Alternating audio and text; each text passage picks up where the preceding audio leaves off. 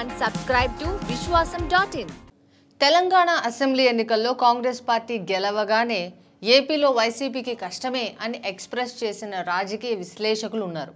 నిజానికి తెలంగాణ తీర్పుతో ఏపీ ప్రజలు అంత ఇన్ఫ్లుయెన్స్ అవుతారా? మరి ఎందుకు అలాంటి టాక్ వచ్చింది? అక్కడే ఉంది అసలైన లాజిక్. ఏపీ ఎన్నికల్లో తెలంగాణ జోక్యం ఉంటుంది. గత ఎన్నికల్లో ప్రత్యక్షంగా బీఆర్ఎస్ ఏపీ ఎన్నికల్లో జోక్యం చేసుకుంది. వైసీపీకి ఫుల్ సపోర్ట్ చేసింది. నేరుగా ఓట్లు వేయండి అని చెప్పలేదు, కానీ ఏపీ అధికార పార్టీకి కావలసిన అందాల్సిన వనరులన్నింటినీ ఆపేసింది. ఫలితంగా అధికారంలో ఉండి కూడా నిస్సహాయంగా మిగిలిపోయింది టీడీపీ. ఈసారి అలాంటి పరిస్థితి కాంగ్రెస్ గెలిచిన తరువాత వైసీపీకి వస్తుందనుకుంటున్నారు. మరి నిజంగా రేవంత్ వైపు నుంచి టీడీపీకి అలాంటి సహకారం అందుతుందా? ఇంట్రెస్టింగ్ డీటెయిల్స్ తెలుసుకునే ముందు విశ్వాసం.in లైక్ చేయండి, షేర్ చేయండి, సబ్స్క్రైబ్ చేయండి.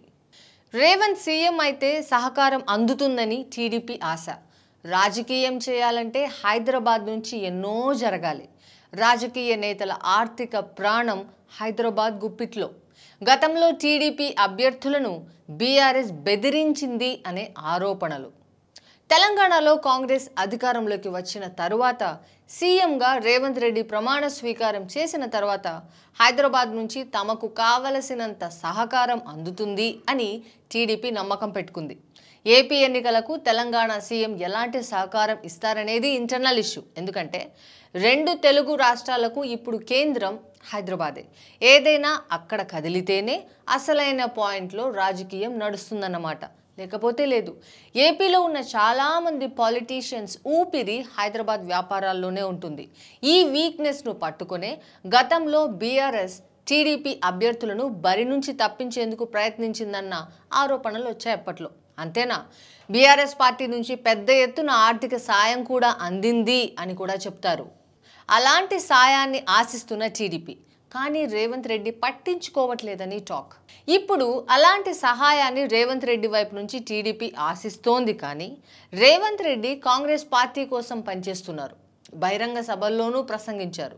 బీజేపీ అంటే బాబు, జగన్, పవన్ అని విమర్శించారు కూడా. అదే సమయంలో వైసీపీ అభ్యర్థులకు చికాకులు కల్పించడం లాంటి పనులేవి చేయట్లేదు. వైసీపీ ఆర్థిక వ్యవహారాలకు ఎలాంటి ఆటంకాలు సృష్టించట్లేదు. స్మూత్గా పనులు చేసేసుకుంటున్నారు. అదే బీఆర్ఎస్ ఉన్నప్పుడు డేటా చోరీ పేరుతో చేసిన హడావిడి దగ్గర నుంచి చాలా విషయాలు గుర్తుకొస్తాయి, కానీ ఇప్పుడు అవేమీ లేవు. సరే, వైసీపీని చికాకు పెట్టకపోయినా టీడీపీకి ఏమైనా తెర వెనక నుంచి సహకారం రేవంత్ రెడ్డి అందిస్తారా అనేది ఇంట్రెస్టింగ్. ఎన్నికలంటే ప్రధానంగా రెండే అవసరాలు ఉంటాయి కదా, మందు, నగదు. కాంగ్రెస్ కోసం పనిచేస్తున్న రేవంత్, చేరికల వెనుక రేవంత్ టీం వ్యూహాలు.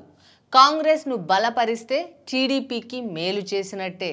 అంతవరకేనా రేవంత్ చేసే సహాయం? ఏపీలో అంతా ప్రభుత్వం చేతుల్లోనే ఉంటుంది. పైగా నిఘా ఎక్కువ. టీడీపీ నేతల, కార్యకర్తల గొంతు తడపాలన్నా కష్టమవుతుంది. ఇక ఓటర్లకు పంచే సీన్ అస్సలు లేదు. ఈ విషయంలో పొరుగు రాష్ట్రం నుంచి సహకారం లభిస్తే టీడీపీ నేతలకు చాలా వరకు పరిష్కారం లభిస్తుంది, కానీ అలాంటి సూచనలేవి కనిపించట్లేదు. ఇక ఆర్థికపరమైన విషయాల్లో తెర వెనుక ఏం జరుగుతుందో తెలియదు, కానీ ఇప్పటికైతే కనీస సహకారం ఉందన్న సమాచారం కూడా లేదు. కానీ టీడీపీకి ఓ విషయంలో మాత్రం రేవంత్ రెడ్డి చాలా మేలు చేస్తున్నారనే చెప్పుకోవాలి. అదేంటంటే కాంగ్రెస్ పార్టీని బలపరచడం. కాంగ్రెస్ పార్టీలో వరుసగా వైసీపీ నేతలు చేరుతున్నారు. ఆ పార్టీ తరపున పోటీ చేస్తున్నారు. వీరి చేరికల వెనక ఓ నెట్వర్క్ ఉందని భావిస్తున్నారు. పిసిసి చీఫ్గా షర్మిల బాధ్యతలు తీసుకుంటే తాను పూర్తి స్థాయిలో సహకరిస్తానని గతంలో రేవంత్ అన్నారు. ఆ ప్రకారంగా ఆపరేషన్ నిర్వహిస్తున్నారని అంటున్నారు. కాంగ్రెస్కు పనిచేస్తే టీడీపీకి ఎలా మేలు చేసినట్లు అన్న డౌట్ మీకు రావచ్చు. అదే రాజకీయం. కాంగ్రెస్ ఎన్ని ఓట్లు చీలిస్తే వైసీపీకి అంత డ్యామేజ్. సో ఫైనలీ ఎవరికి లాభం? టీడీపీకి అన్నమాట. రేవంత్ రెడ్డి తన గురువు చంద్రబాబుకు మరోసారి సీఎం అయ్యేందుకు సహకరిస్తున్నారని మీరు అనుకుంటున్నారా? మీ అభిప్రాయాన్ని కామెంట్స్లో చెప్పండి. Like, share and subscribe to Vishwasam.in.